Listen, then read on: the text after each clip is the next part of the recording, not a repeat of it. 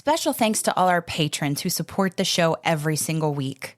We couldn't do it without you. Head over to patreon.com/runeatdrinkpodcast and subscribe today for bonus content, exclusive happy hour live chats, and more.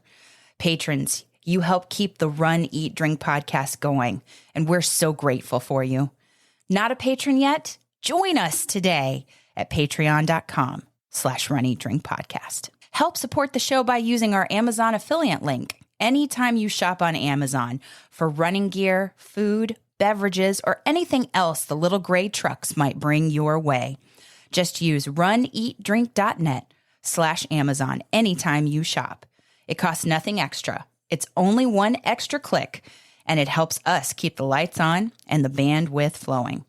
Just go to runeatdrink.net/Amazon, and we thank you for your support. Hey, this is Mike, a.k.a. Run Dizzard, a.k.a. Who Is That Guy? You are listening to the Runcation Nation. Get ready. Run, Eat, Drink podcast coming at you live. It's amazing. Listen.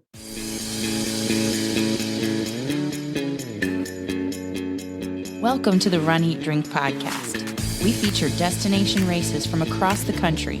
And after the race, we take you on a tour of the best local food and beverage to celebrate. So whether you are an elite runner or a back of the packer like us, you'll know the best places to accomplish, explore, and indulge on your next runcation.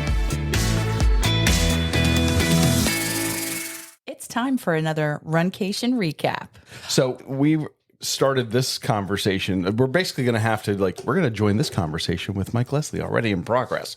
But for everybody out there in the Runcation Nation, do us a favor and introduce yourself. Tell us who you are, where you're from, of course, what you're drinking. Oh, yes. Please review that. Tell us a little bit about yourself. Hi, I am Mike. I am from Orlando by way of Salem, Massachusetts. I've been living in Central Florida now for going on almost 5 years. Let's see here. I'm currently drinking my favorite Notch Pilsner from my favorite brewery back in Massachusetts, who now, as of this year, you can actually mail order their beer. So, nice. Oh, yeah. I'm getting a little taste of home shipped to me every once in a while. So. We'll put the link in the show notes. Don't worry. It's delicious. They make it fantastic. It's called the Salem Lager. And we used to have these T-shirts that says "Lager is life." That's awesome. Very refreshing. Currently, at time of this recording, I have accepted a role, and I'm actually going to be going back to work for the Walt Disney Company in a backstage role. So I'll be starting there next week. Super cool. Can you tell us the name of the position or what it entails or anything like that? I will be in guest services, but not the team that you see in the parks. I'm actually going to be backstage. So your guest services for the people who make guest services possible? I'm the guy, whenever there's a problem and you call on the phone, that's going to be me. You solve problems. You are the problem solver. You're the dream maker. Yes, hopefully I'll be making a lot of magic, hopefully. You are the wish granter, dream maker. That is a hard job, my friend. Cheers. Yes, and that is a high bar of customer service at Disney. I mean, for as many things as people can say, oh, Disney should do this or Disney should do that, Disney does so much right. Oh, yeah. For sure. And I love it. And that is where I got my first taste of the running bug. So... Same. My first 5K was the 2016 Walt Disney World 5K at Marathon Weekend. Really? Yeah. So why did you decide to do it? At the time, I was in a relationship and I was trying to impress this person, so I picked up running. Before I signed up, I went to our local running store and I got fitted for shoes and I downloaded Couch to 5K and I'm going to be a runner. Keep in mind, I was also extremely overweight and smoking at the time. I quit smoking thanks to running. Oh, going on. Good for you. And so I quit in 2016? Late 2016, 2017 is when I quit smoking. So yeah, thanks for running. Whoa. But decided to download Couch to 5K and I'm gonna be a runner and I'm gonna run at Disney. I had no clue what I was doing. I was wearing like these Under Armour shorts, and I had a cotton Nike T-shirt on, Oh my and like God. a really bad headband. If I could find a photo from that race, I will send it to you. Oh, because please. it's awful. It is awful. I think I had. Do you remember the Nike forearm bands that like you would hide your phone in? Yeah. Oh, yeah. yeah. I think I had one of those too, with the earbud, like the cord coming out of it from my headphones. Mhm. Oh, yes. Back when you could plug a headphone into your phone. Yeah. Before, Yes. yeah. Oh, is it across cell phones now? Oh, I'm sorry. Everybody's all Bluetooth. Exactly. What technology. Yes. But okay, so you started running to impress somebody, but you kept running. Why? So I think I run because I have a chip on my shoulder. I was told years and years back that, oh, you can't run a mile. And I'm the kind of person, if you tell me something like that, not only am I going to do it, I'm going to do it again. I'm going to take the photos, and I'll just continue to prove you wrong. So I think I still kind of run with the chip on my shoulder. I don't know if it's ever going to go away, but maybe that's what's pushing me to do all the world majors, but who knows? People react differently to stresses or pressures or people who tell you can't do something. Yeah. Right? It was something stupid, like one of those like Tough Mudder events, like, oh, you can't run a mile. I'm like, oh, I'll show you. Look So, here. yeah. Hold Yeah, my fast forward. beer. Exactly. Yes. Hold my notch. I can't. We're going to have to order some of that. Now, Mike, Just saying. you've alluded to it. You're one of our Runcation Nation citizens, denizens, who Also a patron. and patron of Yeah. the show, who have run world majors. And what race weekend is the one that you've selected to recap for us today? He might have been, what do you call it, persuaded, cajoled. Pressured. Yeah, but go ahead. The lovely 2024 London Marathon. Jolly old England. Yeah. I'm trying to get all the world marathon majors. You see where it's going? At the rate that he's going, we can just have him back on the show, back on the show, back on the show. I hope so. Yeah. I hope he likes being on the show. Rinse and repeat. Rinse and Exactly. repeat. Yeah. So it's the first time you ever went for it. You talked to us before the show about it being a lottery. Yes. So is it the first time that you entered the lottery, or did it take some time? This is my first London lottery, not my first world majors. I'm like, up until this year, I was like 0 for 5 for New York and 0 for 4 for Chicago. But this is my first shot at London. So Yeah, not everybody surprised. can. Shut up. Amy got No. into the Oh, Chicago Marathon lottery the first time she tried. I was telling him to shut up. Did you play a lottery ticket after that one? Because I should have. Should have, But listen now, I haven't run Chicago. You're in this year. I got in, and then 2020 happened. Yeah. Oh, yes. Yeah. I got in. We had decided I was going to do it. 2020 happened. And then they deferred us to all the way to 2023. And they have allowed me to defer one last time. So this is it. I either do it or I try again later. Yeah. Tough call.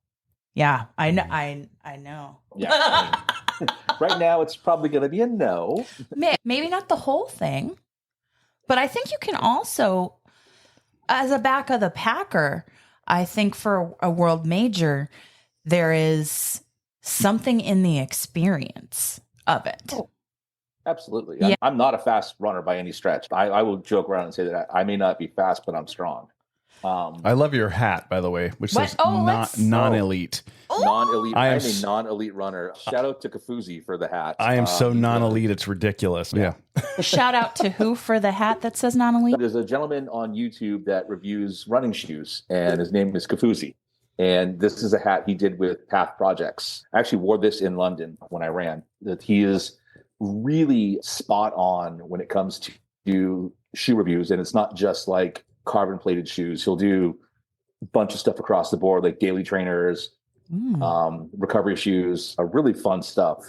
He also runs too. He ran London, he ran Boston, he runs Chicago. He's really cool dude. I met him at the Olympic trials. He did a podcast live from Track Shack, so I got to meet him there. Oh, neat. super cool. Yeah, the same weekend of the Donna Marathon weekend, they had the Olympic trials in Orlando, and we had a lot of people that were coming up the night before the marathon after the trials that were like volunteering or doing that. Super cool. What an event to have in Orlando, the place where I graduated from college. Go UCF, whatever. I mean, I digress. This is not about me. This is about him. This is your Runcation recap, and I cajoled you to recap London, but it's because I have FOMO, severe FOMO, and I want to get back to running all of this and all these Runcation recaps, especially world majors like yours and like Anna's and so many others. It just makes me want to get back to running, get healed and get back to running. So when you did the lottery for London, what was that process like? It was pretty stress-free. It's your typical go online, you have a window, X amount of time. And the good thing is it's not a first come, first serve type of process. So everyone's name goes in the pot. They just start pulling names. You're in, you're out, you're in, you're out. Okay. I guess the only stressful part is like when you know that announcements are coming out and you sit there and you stare at your phone, did I get in? And when then is you that? see everyone posted on, I forget what date it was. You'll see it on social media because everyone does either the I got in post or the better luck next year post. Wait, the race proper, what time of year is it? It's in March? April. So, yep. So it's the week after Boston. So there's literally Patriots Day, which is Boston, and then it's the weekend after. Yeah, and there were people that actually ran Boston and then that were in my travel group that ran London as well. Oh. Wow. Yeah, okay. That was insane. Yeah. Oh. That's rough. To me, that sounds like a short turnaround time. You have to be very fit. Yeah. And your training has to be on point, I would think. Yeah. I would think. And I don't know how you would train for that, honestly. Like when you think about it's like a 6 to 7 day turnaround. I mean, It's a different story when you're banging out something like Disney where it's 4 races in a row and you're done. Yeah. Like, could you imagine if you had to do like week to week to week? The people who do 7 marathons in 7 continents in 7 days. Hello. Yeah. I'm just envisioning, I know how I feel after a long run, like a big race. So day 2 after that is when the delayed onset muscle soreness really kicks in.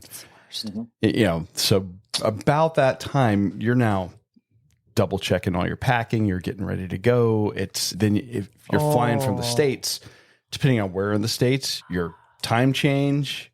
There are a lot of variables here, which I'm going to be picking your brain about here shortly. So it's a 6-hour time change. So before we leave this topic, so you get in, you get out. The lottery is usually what, a year in advance? Yeah, a little less than a year. Yeah. A little less than a year. So you have time to train. Speak of training. Mm-hmm. And do you have to, because I only have one experience with lottery, which is Chicago, and I had to give a credit card up front. And then in addition to getting yes, you made it. No, you didn't. You also see the credit card charge. Does it work that way for London? Yeah. Yeah. Mm-hmm. Okay. And there's no secret way. I'll tell you this, like Anna was telling us about New York and all these different ways, like you could actually run a virtual marathon and qualify for New York or become a part of a run club and volunteer for so many events to get into New York. There are different ways. Is London like that? So from my experience, there's 3 ways for London. There's the straight lottery. Mm. There is the fundraising charity aspect like you get with Boston, and New York has it as well. Mm-hmm. And then you have international. So if you're in international, like you're coming from the US, Canada, outside of London, there are tour companies that are allocated bibs and you can get the whole package. So you would basically get, you don't get your airfare, but you get your hotel, you get your food, you get your race bib. It's part of your package. All kind of, yeah. Mm-hmm. I think Disney was doing those for a while. For international, for a while. I want to say pre-COVID, Disney was doing that for internationals as well. Apparently, they're not anymore. We just did an interview with someone who's a travel agent, and she informed us they are no longer doing that. I believe the direct quote is, "I miss the charity bibs." No, I missed the travel. Or agent I missed the bibs. travel agent bibs. Yeah. And we were like, oh, they're still charity bibs, but it's not the travel agent bibs. Yeah. Yeah. You And just be able to get a package, I think. yeah. I don't know. It's all Greek to us in terms of like travel agent bibs because we never We don't did use it. a travel We agent, never- so yeah, we're direct. Get your Yeah. bib people. So So I used the travel company for my accommodations and food and stuff like that, and it made it seamless. really, so Yeah. how much was the race itself, if you don't mind I want to say saying? 265. I'd have to double check. It's in that it's along the same lines of the other majors. Two In to that 300 250, registration fee. Yes. Okay. Okay. And then the travel agency we'll get to talking about. And you said you wanted to pick his brain about the Well, yeah. travel So aspect of it. Speaking of that. you also alluded to it. There's really only one way to get there, and talk to us a little bit about the travel getting there and things that you learned or nuggets you could maybe pass on to the rest of the Runcation Nation. Any particular tips for flights, hotel, lodging, and then once you're there, I want to ask about some travel once you're in country. We flew Virgin, and it was my first time flying international Virgin on Virgin Airways, and I couldn't have been happier with my whole experience front to back with that company. We booked, and then we decided we had the option. Well, we're going to upgrade to the premium seating. So you have the regular basic seating, premium, and business class. Mm-hmm. Business class is like the food. You have your own little Bed. sleeping pods. Oh, That whole thing. But premium, you get advanced boarding. You have dedicated space for your stuff. When you sit down, you get a glass of champagne. You have and you have like real meals too. Like have this bomb mac and cheese with truffles. Did you take Oh, yeah, photos of that? No, I should have, honestly. but they feed you. You get on the plane, you get settled in, they give you your blanket, a nice pillow. And then I want to say 90 minutes into the flight, boom, they're feeding you. And it's like all included, as in like beer, wine, champagne, all included.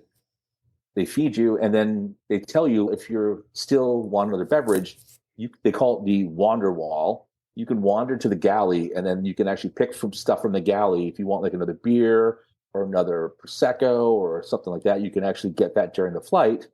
And then 45 minutes before you land, since we were doing an overnight flight, we got full English breakfast, like the whole 9 yards. Wow. Eggs. Yeah. And then on the way home, they called it mile high tea. So it was like tea, crumpets, sandwiches. I was shocked at the level of service with Virgin. It was unbelievable. Can I ask about how much you did an overnight flight to London? So we left at 7 p.m. I believe it was, Mm-hmm. and then got there the next morning, which made it was much better because we actually got to sleep on the flight and then just stay up for the rest of the day. So the time change really didn't catch up to us nice. as much. That's a good tip. Yes. That's a really good tip. Yeah, it wasn't cheap. It was I want to say it was like $1,600 a person for the flights. Okay. But that was the premium. That was the upgraded experience. The good thing is, too, with Virgin, they have a thing on their app. So when you book before your flight, you're able to bid on upgrades. And it could go from denominations of $250 to $1,000 where you can bid for an upgrade. So let's just say you want to try to get into business class on the way back. You can bid for it if there's openings and get it. Huh. Which I wish more airlines would do because it was because I wanted to lay down on the way back because I was like, well, my legs are tired. Of course. We didn't win the bid, but I was like, oh, I'll bid $300 a person and see if I get it. You know what I mean? But Yeah, you're not out anything unless you get it, right? Correct. Yeah, they don't charge you unless you get it. And so that's actually really smart. That is too. Okay, so you fly over there at night, and then the flight you book separately from the travel group. Yes, correct. Yep. So with the travel group, the flights and your transfers are separate. Okay. So we booked a flight, and then we booked a car service to pick us up because it's a pretty decent, at least to our hotel, because we were staying right in Trafalgar Square in the middle of London.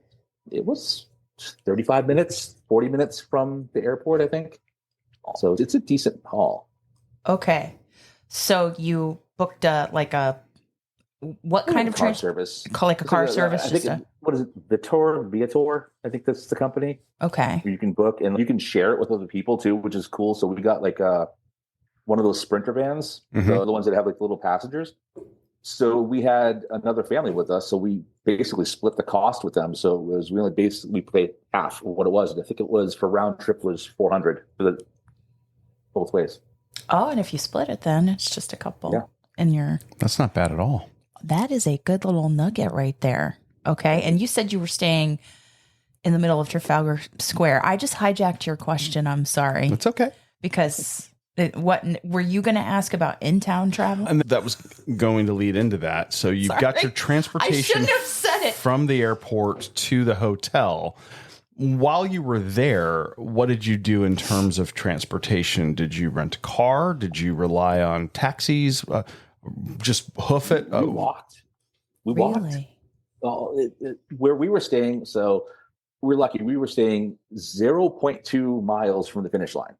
Oh, wow. And that was why we wanted to stay. It was a boutique hotel, super small, super swanky. I'll go more into detail on that, sure. Yeah. But it was walking distance from everything. The only thing we had to take a bus to was the expo because it's just over on the other side of town. You have to, you're not going to walk to it. You have to either Uber, take a bus, or I don't know if the tube goes over there. We didn't check for the tube, but it was basically one or the other. If you're going to walk, you're walking a long time. And you need to save the legs for when you. Yeah, and it's a big building. The expo's huge. I can imagine. It would be overwhelming. Yeah. Which leads us into the next question about the expo. Okay. Do you want to, what was the name of the hotel before we leave that topic? Oh, Great Scotland Yard. Great. I believe they are under I'm going to double check because I think they're now under it's either the Hilton or the Marriott umbrella. Hilton or Marriott? Yeah, one of the two. I'm going to double check because I don't want to, let me see here. I actually have it still on my phone. Literally, it is, I'm sorry, it's the Unbound Collection by the Hyatt. So it's Hyatt.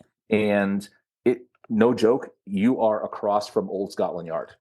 Oh my God. Like where they have the horses coming and going. Yeah. He would love that.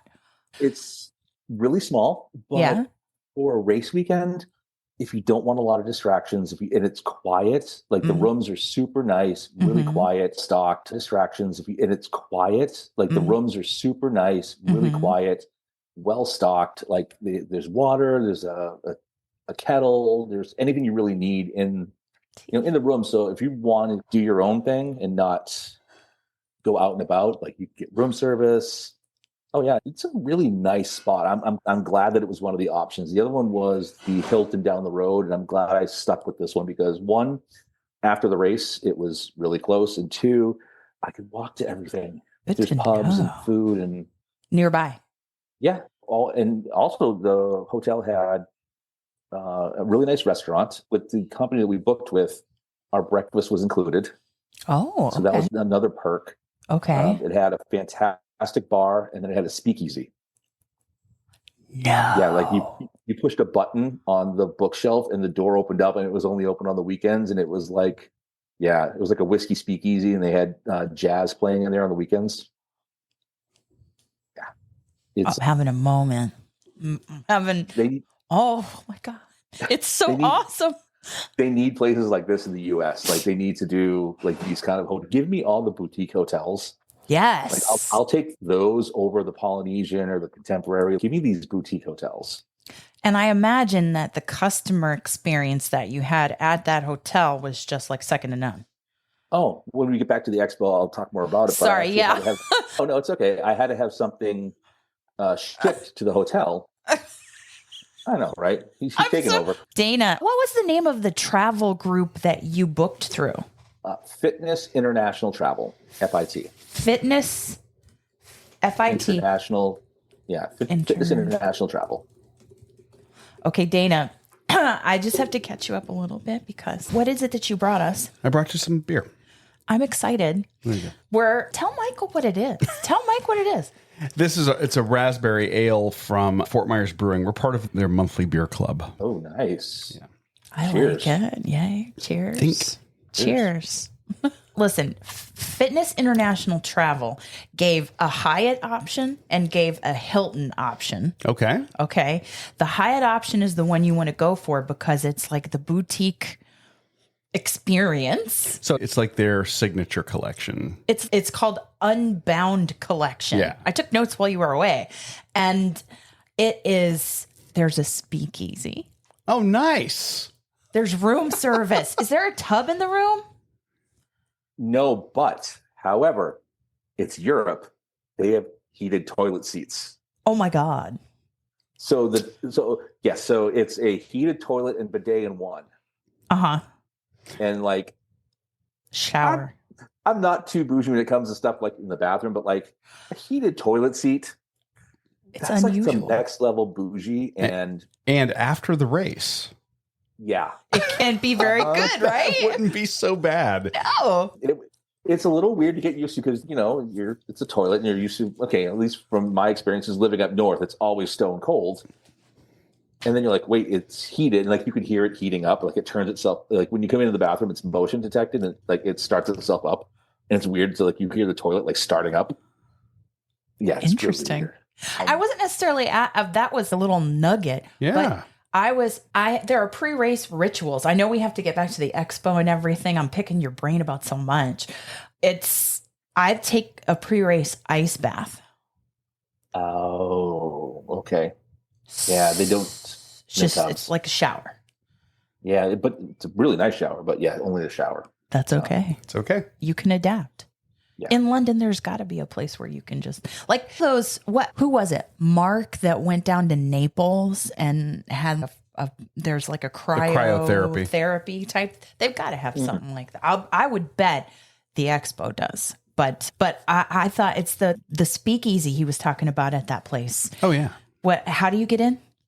So there's a button on the bookshelf that you press, and the door opens up. Oh, that's awesome. And they have a great restaurant, he said, and the speakeasy is like bourbon, yes, or whiskey. And they play jazz, whiskey and bourbon, and they play jazz. I'm on board. There's no way. With 2026. And the restaurant has a giant wood fire oven, so they don't use an electric grill. They use all wood when they're cooking. Ooh. So everything has like a nice smoky wooden flavor. Smells I guess amazing. the guy that designed it, I never caught the chef's name, but he was a Michelin star chef from a different restaurant that came in and designed it. Wow. And it's super rustic. It almost reminds me of like an English courtyard. Like you're sitting in like a courtyard. It's got all this stuff on the walls and like really nature forward. Very cool. Yeah. Oh my goodness. And now, how long did you, okay, so you flew over night and got there in the morning. So how long was your stay in total? So we got there. So we left Orlando Wednesday night, got there Thursday morning, and then we flew back on Monday morning. So it was a real quick turnaround for us. Oof. Sounds like Alaska for us. The first time, yeah. Has been, yeah. Do you wish you had stayed longer? Yeah, I could have easily done another 4 or 5 days. There's so much more of London we didn't see because you got to save your legs. You have an itinerary, obviously, with the expo, and you want to make sure you're not eating out of your norm. That was the tough part, is sticking to what I consider to be like my normal. I'm pretty standard with what I eat for a race. So you're looking for your bagels, your pasta, and whatnots. Carb loading beforehand. Yeah. So like eating out of your norm is you can definitely with the pubs and with the really rich food, you can definitely fall into a trap. Yeah, for sure. That's actually a good advice. So you have to plan ahead a little bit. And I'm sure I would think that the agency or the group, the travel group, if you do the travel group experience, and then we'll get back to the expo and whatnot, but they probably have tips, or you become acquainted with the people you're going to travel with and you share things that make it easier or better. Yeah, we all had a big old dinner the night before the race at an Italian restaurant down the road. Dave McGilvery from the Boston Marathon actually was with our group. So we know that guy. Dave, we've had him on the show. So he was at the dinner, and he actually had a little motivational speaking engagement with us. So right before we had dinner, we all went to the other hotel, and they had a little conference room, and he did like a 35-minute presentation, little motivational speaking, got everyone in the right mindset, and then we all walked over to dinner, had a big old pasta dinner with tons of garlic bread, and yeah, it's cool. There you go. Oh, I bet Lots of Pellegrino. I bet. Smart. Very You smart. You save the red wine for after. Yeah. Oh yeah. Mm-hmm.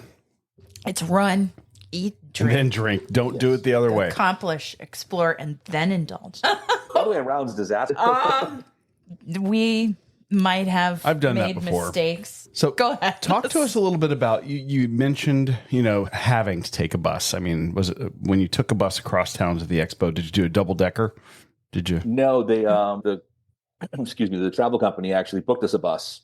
So they picked us up, they hauled us around town. It was a out of the way little extra 2-hour sightseeing, I guess you want to call it. So we had a local on the bus telling really dry jokes and pointing out stuff. And then we stopped for tea and coffee and then went over to the, of course, you got to have your afternoon tea. So stopped over for some tea and then went to the expo. So they took care of us as far as that transportation. That's great. Fantastic. You definitely would need to take a double decker or a Uber to get over there.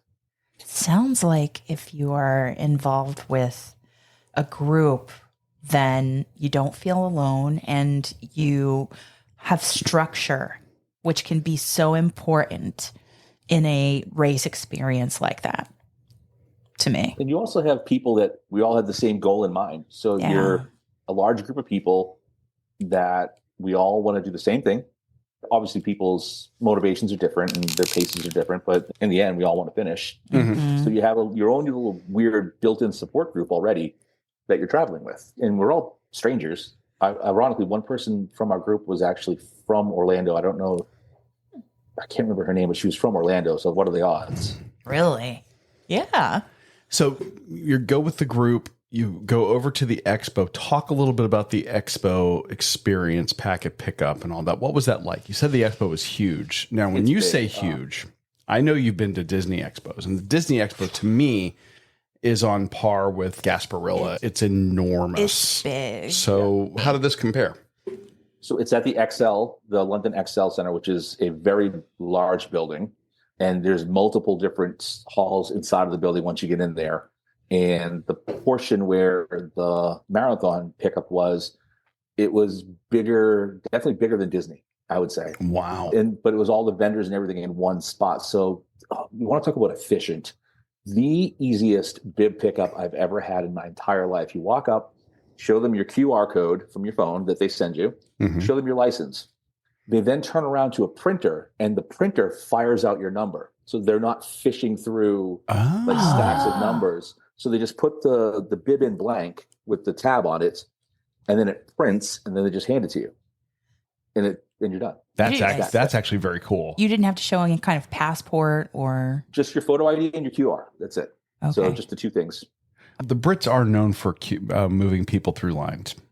That is like a superpower that they are known to have. You've said that before about Disney, but this seems like to the next level. Because you know how sometimes at Disney, if you get up to where like, if you're in the wrong numbers, let's say you for some reason you were 400 and you ended up in 600. And then it's a whole kerfuffle getting back and forth. And they're fiddling through looking for bibs. Literally they scan your code. They show you the information on the screen. Is this your name? Is this your number? Is this your age? Show them your photo ID. They turn around, zoop out the printer. Here's your bib. Here's your pins. And then they take your tag. You'll get your shirt around the corner. And that's that. That's the bib. That's okay. Ridiculously fast. And lines are I not like that. super long. It's so when you walk into the Disney bib pickup and you've got that one long wall. I don't remember what race it is, but you know what I mean? How they have the very long with all the different booths. With all the different number sections. Yeah. It's like that size, but there's no numbers. Like you don't walk up by number. You just walk up, show them. And to whoever is available. Yep. Yeah, see, that makes so much sense because you're basically every single person is going to be able to move through. That's sharp. Yeah. So good. Yeah. Oh my God. I was shocked how efficient it was. I'm like, wait, this is it? They're like, yeah. They're like, you can go off to your right. Do you hear our dog snoring? No. Do you? Okay, I'm sorry. He's snoring and dreaming at the moment. He's like he seems to be dreaming. in a full tilt sprint in his dream. He's probably chasing a cat or something, but I didn't know if the mic had picked it up. Okay, so that is the bib pickup experience. You go around the corner and you pick up your shirt. And do you have an opportunity to try it on or see if it fits or anything? They give you, well, it's funny. They give you two options for shirts, which is definitely different than most U.S. races. So you have your sizes, extra small to double XL, but then you have an option of either fitted or I forget what the term is, but basically fitted or loose. So you actually have two choices. Oh, nice. So if you're someone that likes more of a, V-neck kind of form-fitting shirt, you can choose that. Or I chose the regular loose-fitting regular shirt. And but when do you choose that?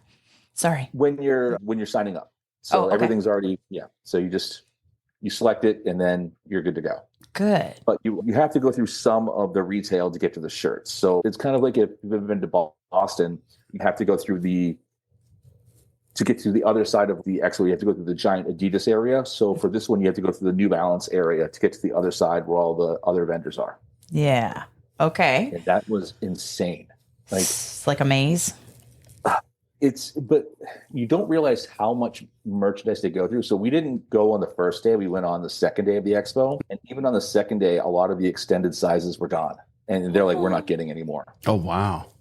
So for me, that's where when I was talking about the hotel, the jacket I wanted, they didn't have the finisher's jacket. They didn't have my size, but it was still available on the New Balance website. So while I'm waiting in line, I ordered the jacket. And then I had it sent to my hotel. Oh, that's so smart. But here's the kicker. This is why we're talking about how great the hotel was. So there was a delay in shipping. My jacket got to the hotel after I left. They shipped it to me, to my house in Florida. Oh, that's pretty awesome. Yeah. Oh, this is different from Anna's experience at New York.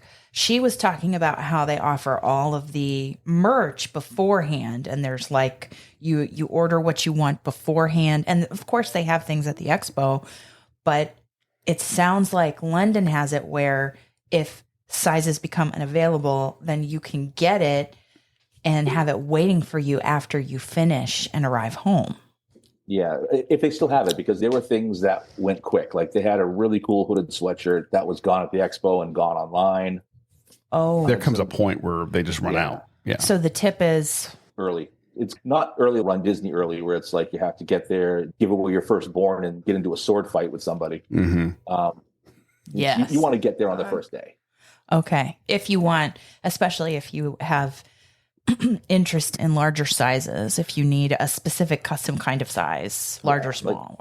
It's probably if you're a medium or large, you're okay. They tons of that stuff. If you're in the middle of the bell curve where they're going to have most of those. Yeah, that makes total sense. I think it's probably a safe bet for any of the majors that the earlier you get to the expo, the better your chances of finding what you're looking for in terms of the merch. Yeah. I would agree to that, yeah. Yeah.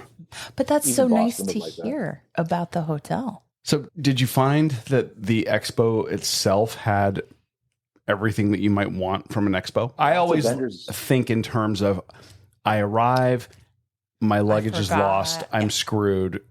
I need to outfit myself for a race in an emergency. Could you have done that there? Oh, absolutely. They had 4 or 5 different shoe companies. I know Hoka was very well represented. Nice. Obviously, you have New Balance. Topo was there.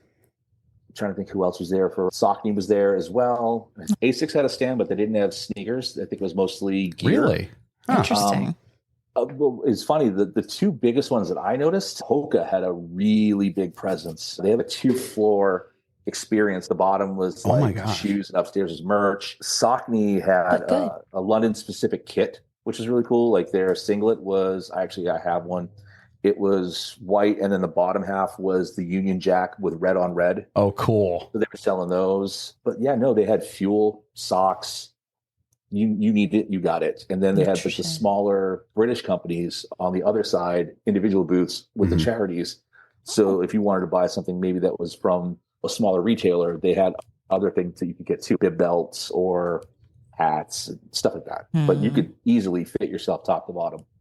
No worries. Was Brooks there? I didn't see Brooks. No, it's funny. That's the second race I haven't seen Brooks really represented. Brooks, we're reaching out to you. I know that for some companies, when you start talking about these big expos, like you're talking about that 2-story experience, that was probably $1 million to set that up. And you're having to carry insurance, you're staffing it. Those are huge expenses to do.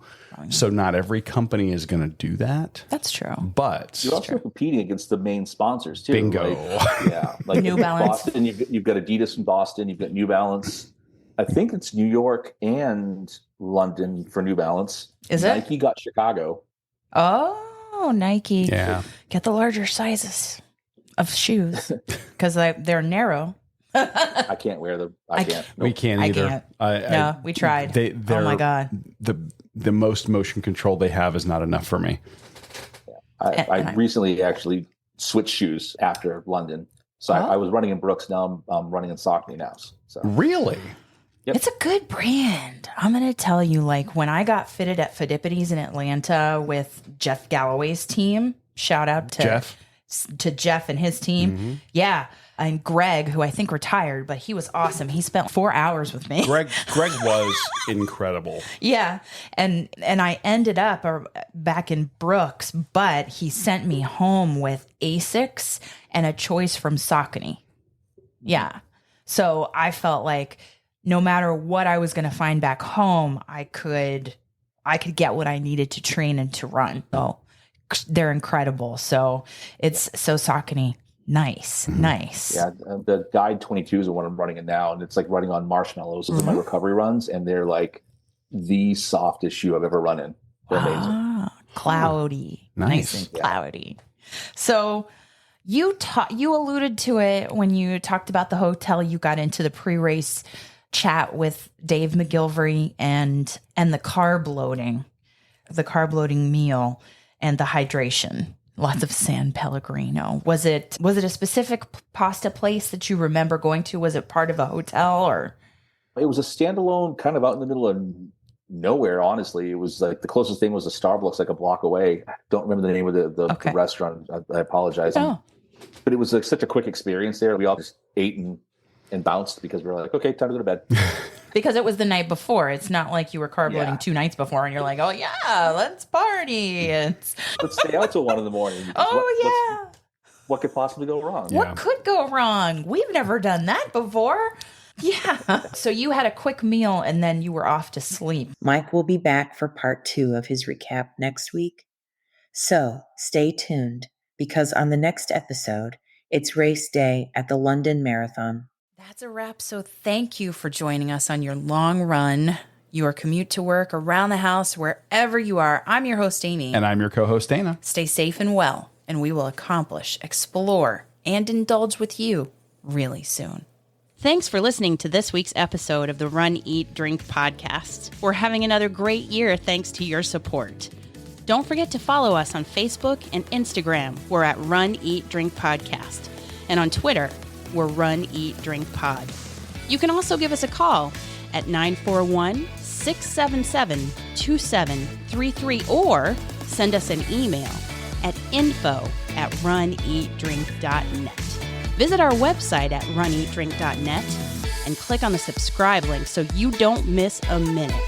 Find out how you can support the show at patreon.com/runeatdrinkpodcast. Accomplish, explore, and indulge right along with us. We'll talk to you next time.